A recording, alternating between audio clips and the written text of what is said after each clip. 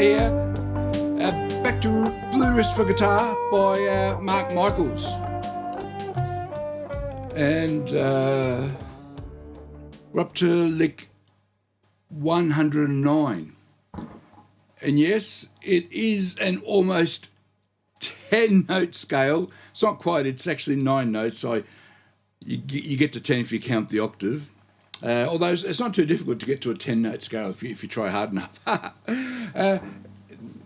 This 9-note scale reminds me of about, 4 months ago, I looked at J.J. Cale and his song Call Me the Breeze, yeah? I think it was that song. And I went through the scale he used, doing all these licks, and it was in the scale of E, and he's got E note, F sharp the second, G minor third,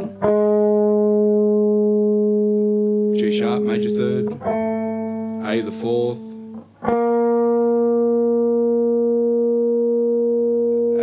B flat the diminished fifth, B the fifth, C sharp the sixth,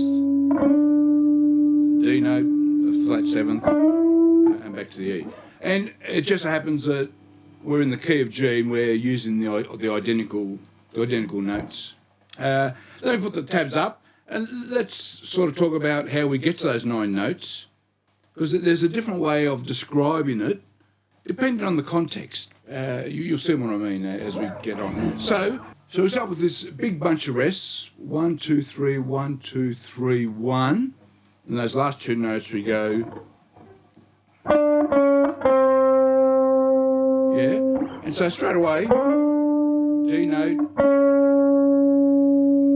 the C sharp to a C note. Now if you can imagine your normal G minor pentatonic, and what that C sharp note is right there, the diminished fifth, right there. Straight away, that's your G blues scale. So it's identical to G minor pentatonic, except we throw in the diminished fifth, so it becomes a 6-note scale. So there's 6 notes already, right? So we just need to add 3 more to get to 9 notes. Let's get going.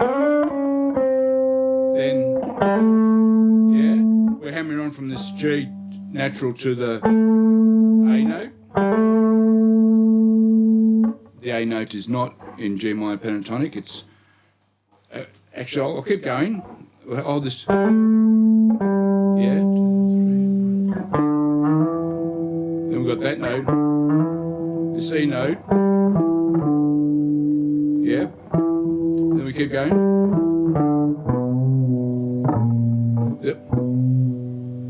We're bending from this B to the C, back to that B natural. So, we've added A note, E note, B natural, the major third, yeah? So we're the second, the sixth, the major third. Exactly the same as that J.J. Cale scale I showed earlier in the key of E. It's exactly the same. So, as I said, a couple of ways of looking at that. First of all,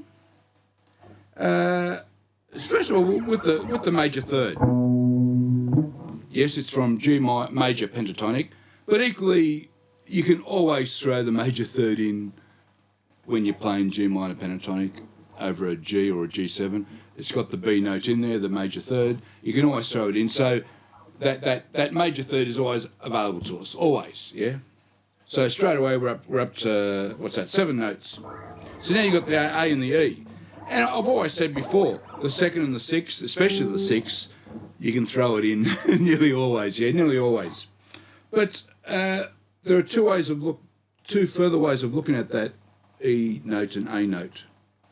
I mean, the first way is that they're just straight out of G major pentatonic. So you're grabbing the 3 notes out of G major pentatonic that aren't in the minor pentatonic scale, B, E and A, and you're throwing them in, and that's how you get to the 9 notes. In this particular context, you'll note we're playing over that C chord, and we're throwing in this A, and then, yeah, throwing in the A and the E, And it almost looks, and even when we bend that B note to the C note, yeah, it almost looks like we're in the A minor pentatonic position. As it happens, when you are playing, say, G minor pentatonic, yeah, and you're there, it shares these three notes, doesn't it? Yeah?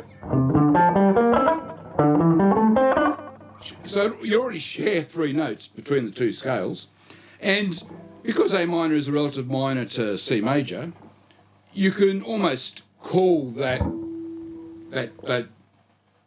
bar of C major as being in the A minor pentatonic position. You can almost call it that, yeah? Alternatively, you can just call it pinching the notes out of G major pentatonic that aren't in the minor pentatonic and whacking them in. I wanted to show you this. Here's our position for G minor pentatonic, and the three notes directly underneath are all G minor pentatonic. And then when you throw in those G major pentatonic, look where they are. B, E, A, yeah? So what you end up with, so if we throw all those notes together, this is what you end up with. A,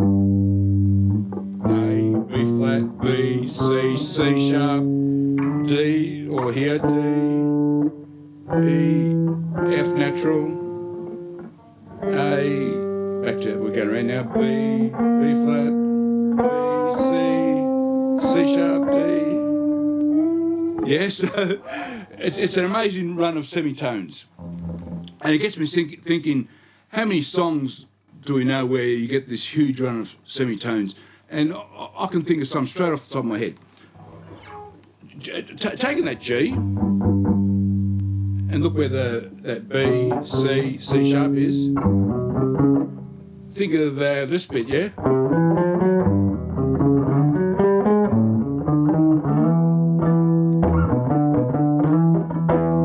Yeah?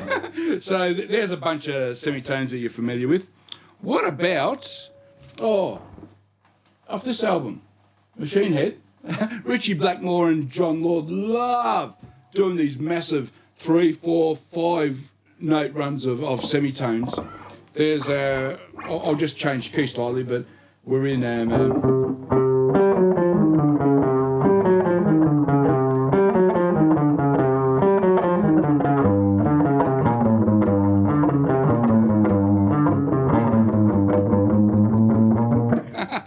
so massive run of semitones, and look what I've got here as well. This Led Zeppelin book, where I've had this for about 40 years, learned stacks of licks and riffs out of that book. What about this from the first album, yeah?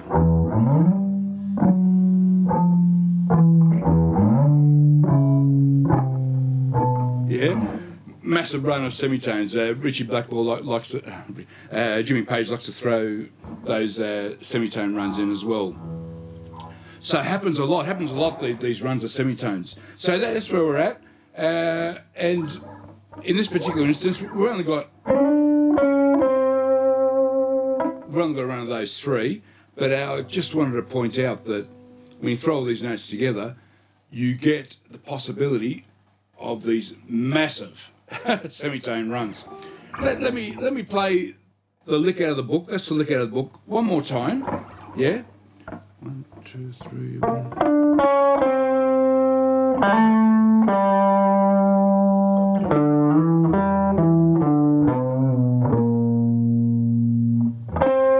Oh, and then we get to my lick. Yeah, so we go, the ending of his lick is 2, 3, 1. Now we're up to mine.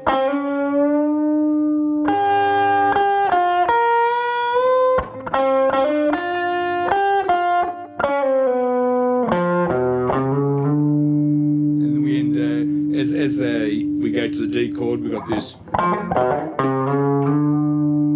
We're back to doing the C, C sharp.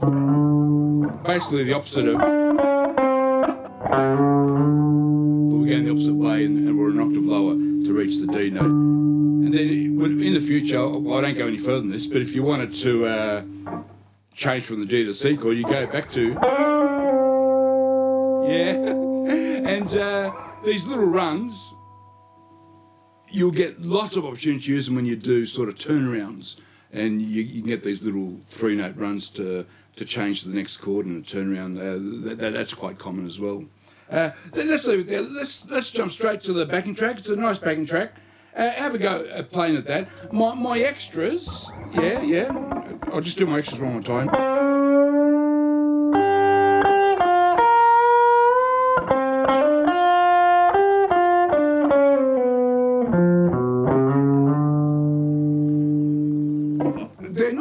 It's not great. I'll be honest. It's not the best extras I've ever added, but might give you something to play around with. Have a play around with that, and if you can improve on that or do your own thing, do it. Yeah, have fun with that. All right, let's jump to the backing track. I hope you enjoyed that. I'll see you next time. Okay, bye bye.